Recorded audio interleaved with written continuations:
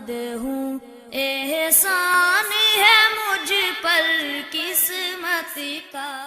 ایک تابعی کے قول سے، اور وہ بھی شرط باقی ہے کہ ثابت ہے یا جھوٹ ہے، ثابت ہے یا نہیں ہے، اس کا کوئی پروف ہے، کوئی ثبوت ہے۔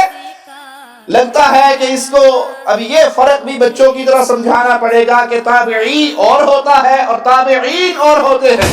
تم نے دعویٰ کیا کہ تابعین نے یہ نام استعمال کیا، دلیل کے طور پہ نام پیش ہوا ابو حنیفہ کا رحمہ اللہ رحمۃ واسعہ، لیکن ابو حنیفہ تابعی ہیں، اس کے ثبوت کے طور پہ تو کوئی ایک دلیل پیش کر دیجئے۔ صرف دائیں بائیں کی اخبار سے بات نہیں چلے گی کہ فلاں نے کہا اور فلاں نے کہا، ہمارے نے کہا اور تمہارے نے کہا، ہم ان اقوال سے بے خبر نہیں۔ اگر تم نے وہ اقوال پیش کیے تو ہم اس کے بھی مکمل حقیقت کو بیان کریں گے۔ اگر کوئی خدائے بزرگ تر کہے تو اس کی نماز بھی قبول نہیں ہوگی۔ کیوں؟ کیونکہ اس نے اللہ اکبر نہیں کہا۔ اور حدیث میں اللہ کے نبی صلی اللہ علیہ وسلم کا فرمان کیا ہے، وہ شرائط کیا ہے، طہارت، قبلہ رخ ہونا اور اللہ اکبر کہنا۔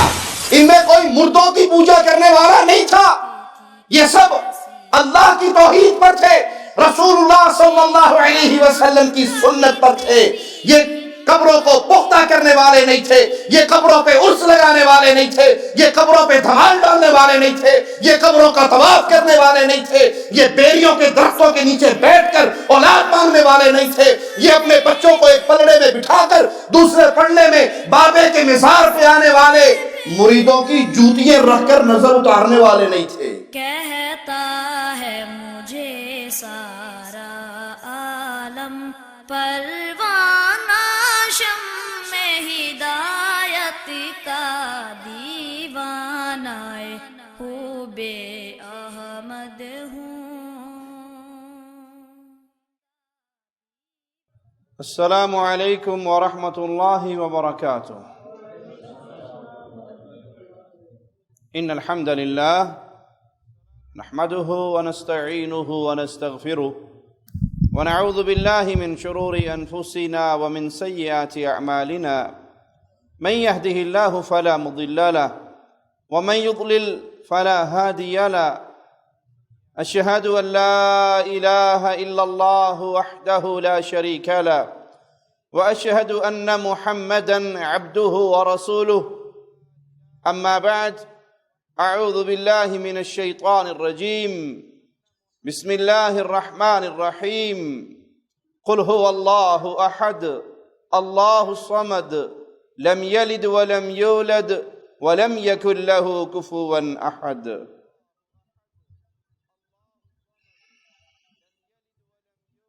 قبر پرستوں کے وکیل جلالی نے ایک اور جھوٹا دعویٰ کیا کہ لفظ خدا اس کی ابتدا تابعین کے دور سے ہو چکی تھی۔ تابعین کے زمانے سے لفظ خدا استعمال ہوتا آ رہا ہے، تابعین کے زمانے سے لفظ خدا استعمال ہوتا آ رہا ہے، تابعین کے زمانے سے لفظ خدا استعمال ہوتا آ رہا ہے۔ یہ بے ثبوت بات، بلا دلیل دعویٰ ہے۔ فارسی کا یہ لفظ نہ صحابہ کے دور میں اور نہ ہی تابعین کے دور میں استعمال ہوا اللہ مالک کے پیارے نام اللہ کے بدل کے طور پہ۔ ایک ہے کہ کسی نام کا معنی اللہ کی کسی صفت سے ملتا ہو، اس کا ترجمہ بنتا ہو، کسی صفت کا معنی بنتا ہو، یہ ایک الگ ماجرا ہے۔ اور ایک ہے کہ وہ اللہ کا نام ہو۔ تو صحابہ کے دور میں، تابعین کے دور میں ایسی کوئی دلیل نہیں ملتی، لیکن آئیے جلالی صاحب کہتے ہیں کہ تابعین کے زمانے میں لفظ خدا استعمال ہوتا آ رہا ہے۔ لفظ اللہ کا استعمال لوگ تو سوچتے ہیں کہ شاید 1 صدی 2 صدی پہلے شروع ہوا ہوگا، وہ کہنا چاہتے ہیں لفظ خدا لیکن منہ سے نکلا ہے لفظ اللہ. کہ لفظ اللہ کا استعمال لوگ تو سوچتے ہیں شاید 1 صدی 2 صدی پہلے شروع ہوا ہوگا، لیکن ہم نے تو کوئی فیروز اللغات کا تو حوالہ نہیں دینا. یعنی جس مولوی فیروز کا پتہ ہی کوئی اس کا عقیدہ کیا تھا. نعرہ رسالت، نعرہ رسالت، علماء سنت، نعرہ رسالت. یہ میرے پاس ہے تحفۃ الفقہاء، تحفۃ الفقہاء، امام سمرقندی جو 1-2 صدیاں پہلے کے نہیں، 539 ہجری جن کا وصال ہے، امام سمرقندی.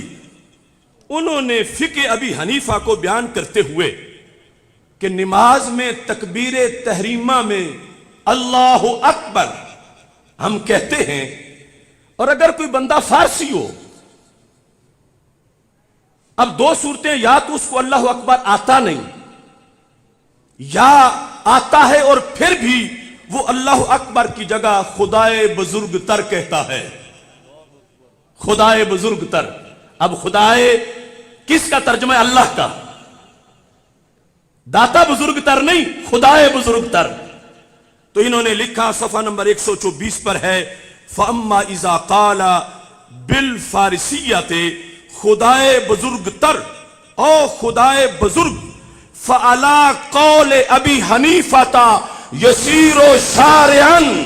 امام اعظم ابو حنیفہ نے کہا نماز شروع کرتے وقت جو خدائے بزرگ کہتا ہے اس کی نماز شروع کرنا صحیح ہو جاتا ہے. کس کا؟ امام اعظم ابو حنیفہ کا قول آیا. تو امام اعظم ابو حنیفہ تابعی ہیں. تو میں اس نجد کے جاہل کو کہتا ہوں، وہ کہتا تم نے اللہ کا نام خدا رکھا. میں نے کہا اگر پیچھے مڑ کے دیکھو تمہارا تو ہے کوئی نہیں، یہ تو تابعین نے اللہ کو خدا کہہ کے پکارا. یہ گفتگو تھی اشرف جلالی کی. دعویٰ دیکھیے عقل کے اس کھلے دشمن کا، اور دلیل دیکھیے.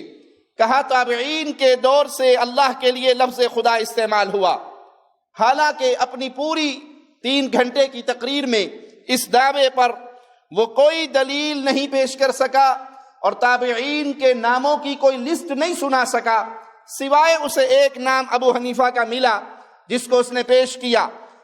امام ابو حنیفہ کے حوالے سے جو یہ بات کی یہ صحیح ہے یا غلط، اس کا فیصلہ ہونا ابھی باقی ہے.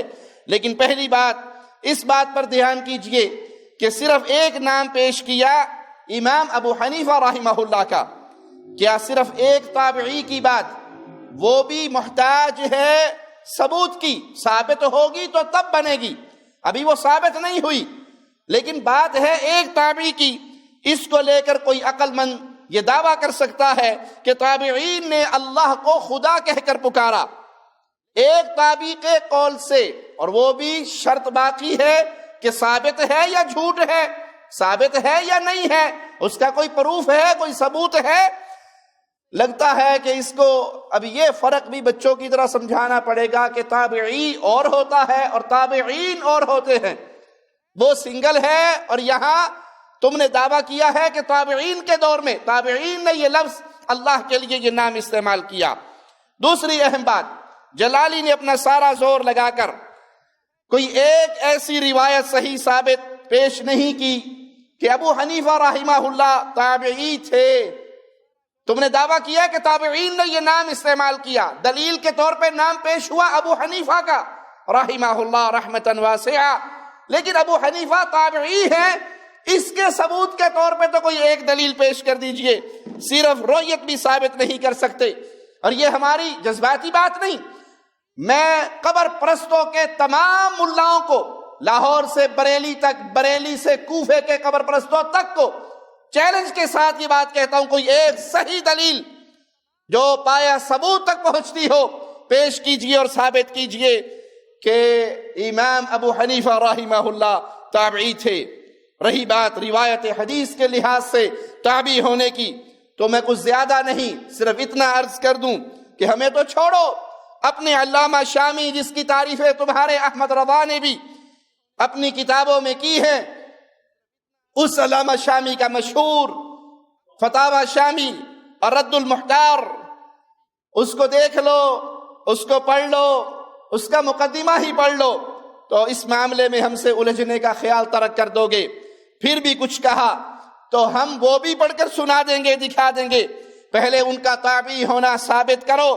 صرف دائیں بائیں کے اقوال سے بات نہیں چلے گی کہ فلاں نے کہا اور فلاں نے کہا، ہمارے نے کہا اور تمہارے نے کہا، ہم ان اقوال سے بے خبر نہیں۔ اگر تم نے وہ اقوال پیش کیے تو ہم اس کے بھی مکمل حقیقت کو بیان کریں گے۔ ہمارا مطالبہ علمی اصول کے مطابق یہ ہے کہ ثابت کرو کہ ابو حنیفہ رحمہ اللہ تابعی ہیں، جو تمہارے بس کی بات نہیں ہے۔ اب آئیے اس حوالے کی طرف جو پیش کر کے یہ مولوی صاحب خوشی سے پھولے نہیں سما رہے، اس کی بھی حقیقت دیکھ لیجئے۔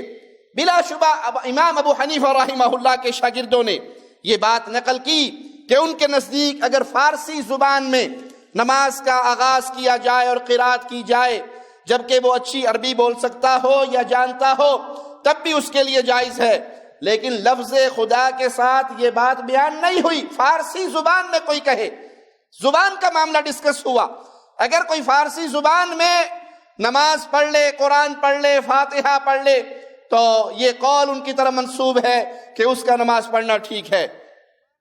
جلالی نے اس بات کو سمرقندی کے حوالے سے نقل کیا اور خود بتا دیا کہ سمرقندی کی وفات 539 ہجری میں ہوئی، اور دنیا جانتی ہے کہ امام ابو حنیفہ رحمہ اللہ کی وفات 150 ہجری میں ہوئی۔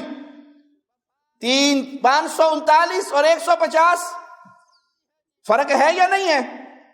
2-3 سال کا فرق ہے یا کئی سالوں کا فرق ہے؟ 300 سال کا فرق ہے سمرقندی کے دور میں اور امام ابو حنیفہ رحمہ اللہ کے دور میں۔ 300 سال کے بعد کا یہ فرد بات کر رہا ہے اور درمیان میں کوئی سند نہیں ہے۔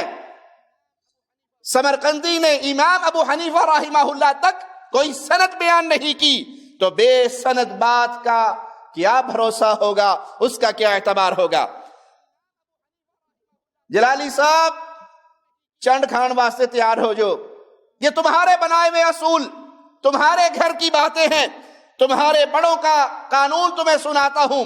امام احمد رضا خان تکفیری وہ اپنی کتاب احکام شریعت میں لکھتا ہے، صفحہ 147 مسئلہ نمبر 58 پر سوال ہوا، کیا فرماتے ہیں علماء دین اس مسئلے میں کہ زید کہتا ہے شجرہ خانی دام تصویر ہے، اس پر بہارستان سے یہ عبارت نقل کرتا ہے، حضرت خواجہ نقشبند سے لوگوں نے کہا، جواب میں احمد رضا نے لکھا یہ قول محض باطل ہے، اس میں ہزارہ اولیاء کرام پر حملہ ہے، بہارستان سے جو عبارت نقل کی ساختہ ہے۔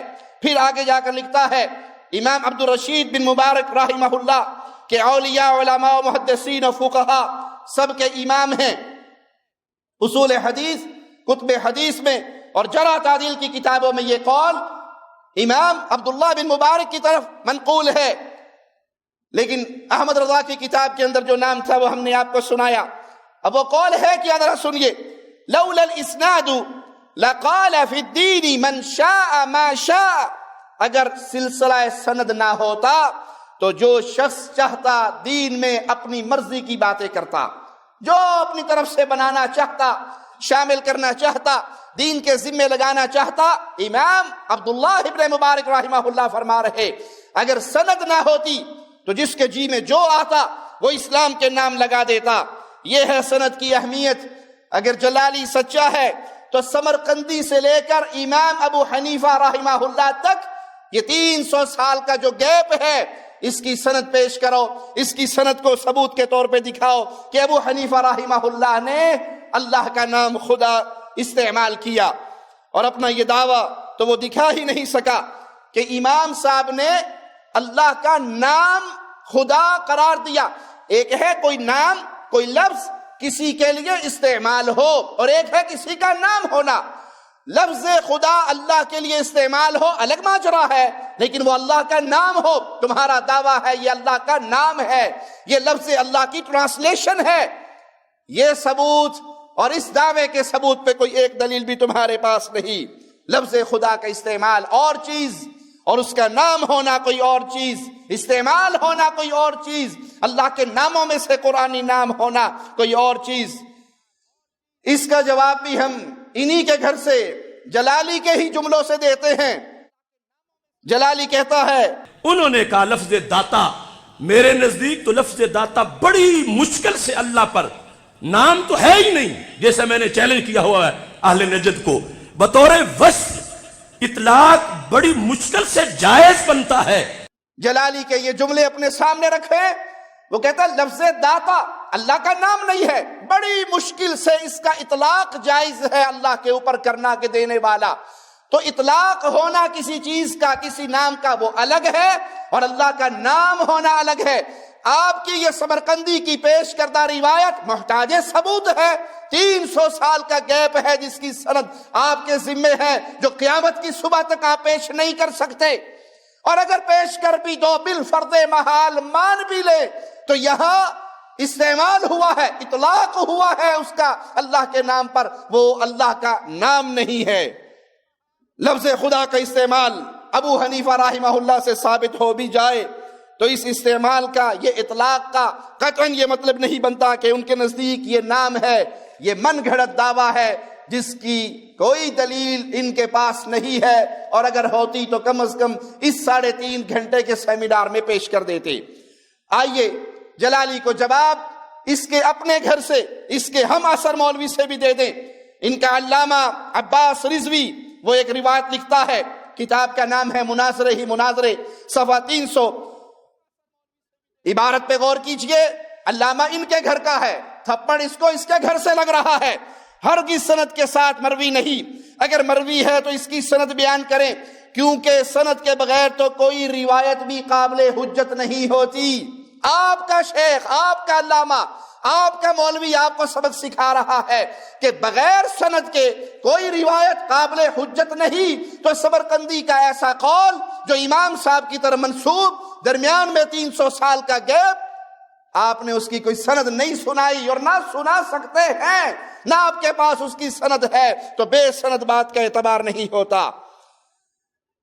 امام المحدثین امام بخاری رحمہ اللہ اگر کوئی اثر بیان کریں اور سند کے بغیر کریں تو اس کا اعتبار نہیں. تو سمرقندی اور قاضی خان اور کاسانی رحمہم اللہ، ان کی بے سند باتوں کو کون پوچھتا ہے جو علمی حیثیت میں امام بخاری رحمہ اللہ کے قریب کے بھی نہیں.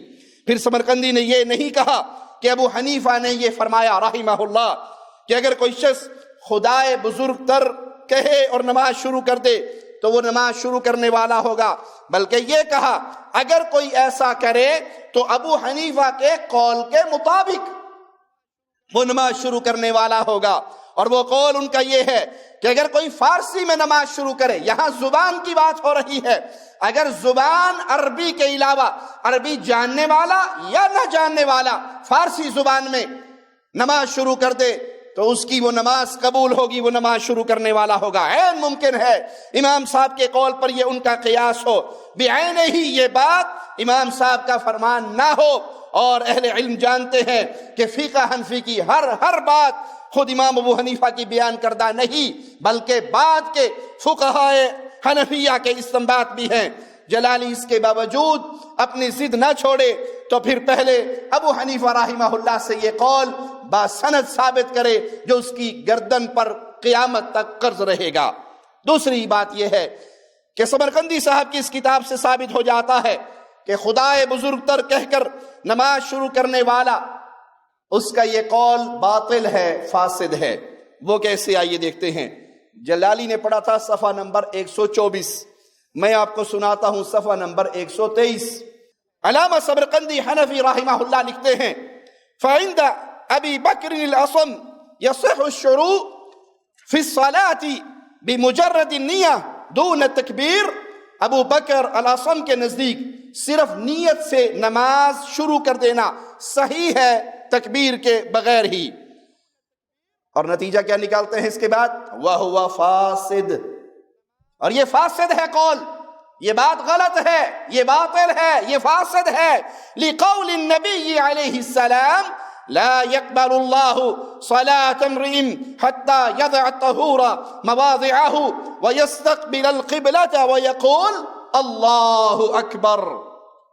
یہ قول فاسد ہے نبی کریم صلی اللہ علیہ وسلم کی اس حدیث کی وجہ سے کہ اللہ تعالیٰ کسی بندے کی نماز قبول نہیں کرتا یہاں تک کہ وہ طہارت کو اس کے مقامات تک نہ پہنچا دے اور قبلہ رخ نہ ہو اور اللہ اکبر نہ کہے۔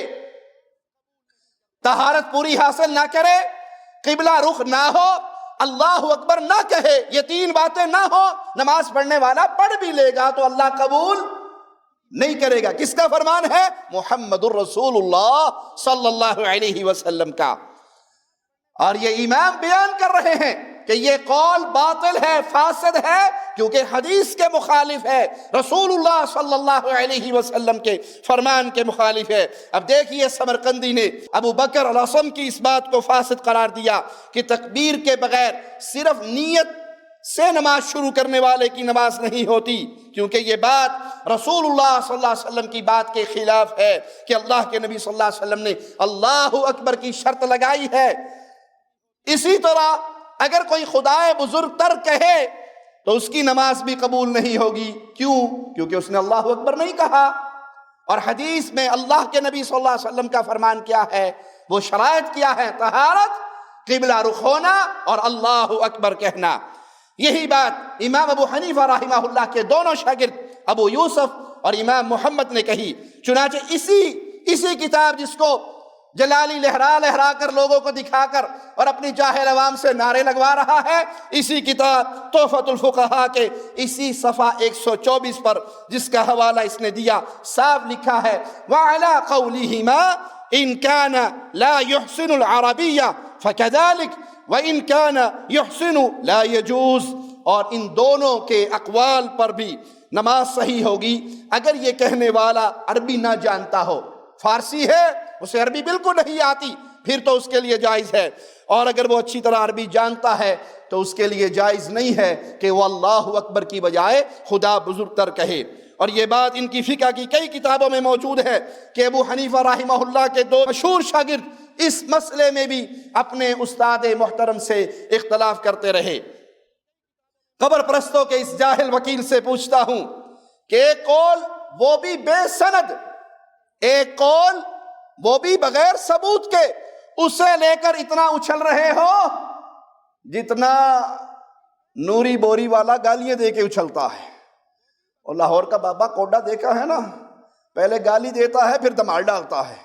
جتنا وہ بابا اچھلتا ہے اتنا جلالی آپ اچھل رہے ہو، ایک ایسی دلیل کو پیش کر کے جس کا ثبوت نہیں ہے، جو امام صاحب تک سند پہنچتی نہیں ہے، منقطع ہے، 300 سال کا درمیان کا وقفہ ہے جس کو آپ عبور نہیں کر سکتے، اور دعویٰ یہ کر رہے ہو کہ تابعین نے اللہ کو خدا کہہ کر پکارا۔ اگر ہمت ہے تو یہ قول باسند دکھاؤ، اس کی سند پیش کرو، کیونکہ بے سند باتوں کا کوئی بھروسہ نہیں ہوتا۔ رہا تمہارا یہ کہنا کہ تم نے پیچھے مڑ کر کیا دیکھنا، تمہارا تو کوئی ہے نہیں۔ الحمدللہ صحابہ، تابعین، تبع تابعین، محدثین، ائمہ دین، یہ سب کے سب اہل السنہ اہل الحدیث تھے۔ ان میں کوئی قبر پرست، ان میں کوئی مزار پرست، ان میں کوئی مردوں کی پوجا کرنے والا نہیں تھا۔ یہ سب اللہ کی توحید پر تھے، رسول اللہ صلی اللہ علیہ وسلم کی سنت پر تھے۔ یہ قبروں کو پختہ کرنے والے نہیں تھے، یہ قبروں پہ عرس لگانے والے نہیں تھے، یہ قبروں پہ دھمال ڈالنے والے نہیں تھے، یہ قبروں کا طواف کرنے والے نہیں تھے، یہ بیریوں کے درختوں کے نیچے بیٹھ کر اولاد مانگنے والے نہیں تھے، یہ اپنے بچوں کو ایک پلڑے میں بٹھا کر دوسرے پلڑے میں بابے کے مزار پہ آنے والے مریدوں کی جوتیاں رکھ کر نظر اتارنے والے نہیں تھے۔ یہ اہل توحید تھے، صحابہ اہل توحید کی جماعت، تابعین اہل توحید کی جماعت، تبع تابعین اہل توحید کی جماعت۔ ان میں سے کوئی قبروں پہ سجدہ کرنے والے نہیں تھے، کوئی عرس پر میلے لگانے والے نہیں تھے۔ ہاں، اگر تمہاری مراد قریب کے احمد رضا کی اور اس جیسے اور بتیوں کی ہے تو ان کی طرف نسبت کون کرتا ہے؟ ہماری نسبت تو محمد الرسول اللہ صلی اللہ علیہ وسلم کی طرف۔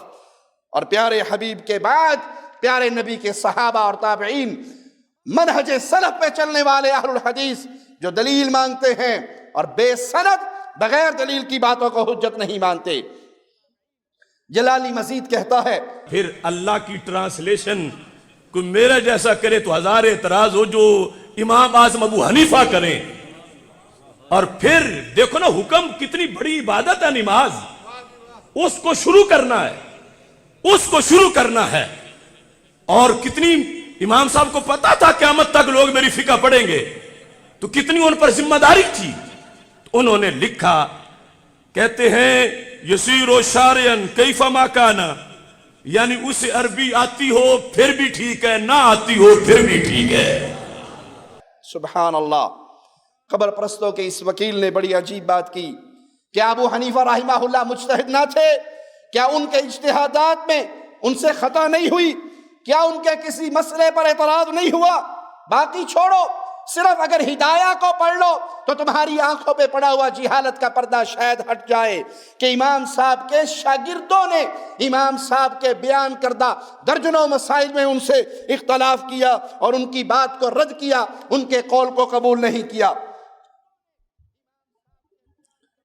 اور رہا معاملہ یہ کہ امام صاحب کو پتا تھا قیامت تک میری فقہ پڑھی جائے گی۔ ماشاءاللہ، امام صاحب پر وحی آتی تھی۔ یہ امام صاحب کو کیسے خبر ہوئی کہ میری فقہ حنفی قیامت تک پڑھی جائے گی؟ ان پر وحی آتی تھی۔ ختم نبوت کے انکاری ہو، مانتے ہو کہ وحی کا سلسلہ کھلا ہے؟ امام صاحب ایک امتی تھے، نبی نہیں۔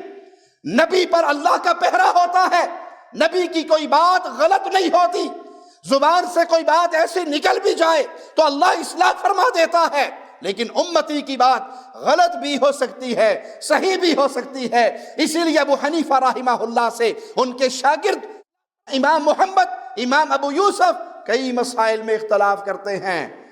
اور اگر عقل کی کھڑکی کھولو تو جلالی آپ بھی اختلاف کرتے ہو، وگرنہ تم نے یہ فتویٰ سنایا کہ عربی آتی ہو یا عربی نہ آتی ہو، اللہ اکبر کی بجائے خدا بزرگ تر کہنے سے نماز ہو جائے گی۔ اپنی مسجد میں امام صاحب کے اس فتوے پہ عمل کیوں نہیں کرتے؟ زیادہ نہ صحیح، پانچوں نمازیں نہ صحیح، 2-3 نمازوں کے اندر ہی اللہ اکبر کی بجائے خدا بزرگ تر کہو، اور سورۃ فاتحہ پڑھنے کی بجائے اس کی ٹرانسلیشن بھی فارسی میں پڑھو۔ کیوں؟ تحفۃ الفقہاء صفحہ 130 پر لکھا ہے، وَلَوْ قَرَأَ الْقُرْآنَ بِالْفَارْسِيَّةِ فِي الصَّلَاةِ فَعَلَى قَوْلِ أَبِي حَنِيفَةَ تَجُوزُ صَلَاتُهُ سَوَاءً كَانَ يُحْسِنُ الْعَرَبِيَّ أَوْ لَا يُحْسِنُ۔ امام صاحب کا فتویٰ اسی کتاب میں جو تم نے پیش کی، اس میں یہ ہے کہ اگر سورۃ فاتحہ بھی پوری فارسی میں پڑھ جائے، عربی آتی ہو یا نہ آتی ہو، دونوں صورتوں کے اندر اس کی نماز درست ہے۔ تو جلالی اپنی مسجد کے اندر کل سے خدا بزرگ تر کہہ کے نماز شروع کر، فاتحہ کی جگہ فارسی میں اس کا ترجمہ پڑھ، پھر دیکھنا لاہور والے لتر کتنے ماریں گے۔ باہر سے مارنے والوں کی ضرورت نہیں پڑے گی، تیرے اپنے نمازی ماریں گے۔ یہ فتویٰ امام صاحب کا تم بھی نہیں مانتے، امام کے شاگرد بھی نہیں مانتے، اس کو تم بھی حجت نہیں سمجھتے، تو معنی یہ ثابت یہ ہوا کہ اس کے اجتہاد میں اگر خطا ہوئی تو امت نے اس کو قبول نہیں کیا۔ اپنی طرف سے من گھڑت باتیں جس کا نہ سر نہ پیر، یہ قرض رہے گا آپ کے اوپر کہ ابو حنیفہ کو یہ پتا تھا کہ میری فقہ قیامت تک پڑھی جائے گی۔ کیسے پتا تھا؟ وہی آئی تھی، غیب کی خبریں پہنچی تھی، ان تک یہ خبر کیسے پہنچی؟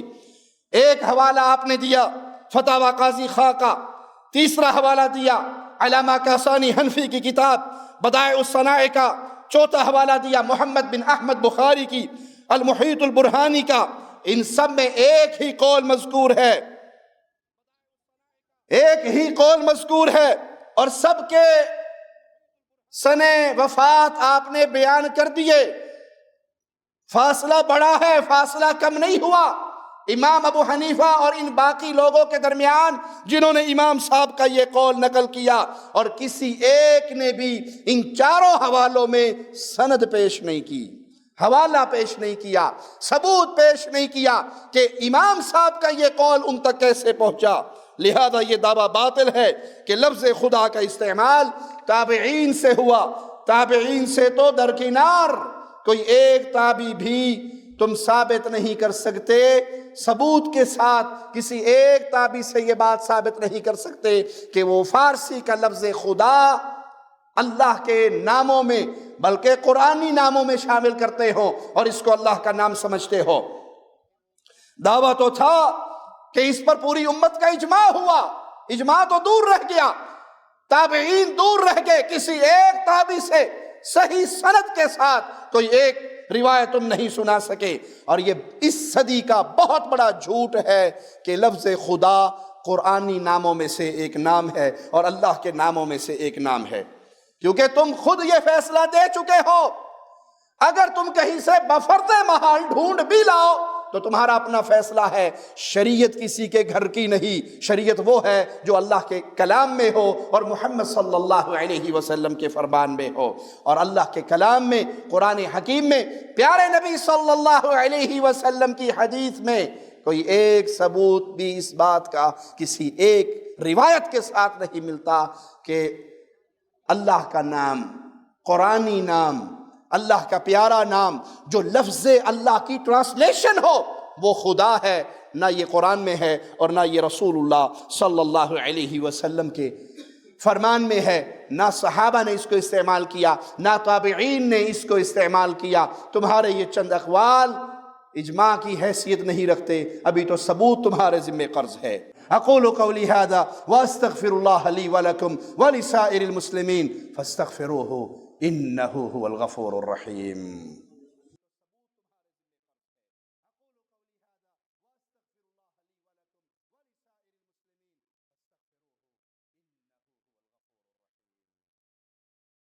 جو اس کے لہو کے پیاسے تھے دامن میں پناہ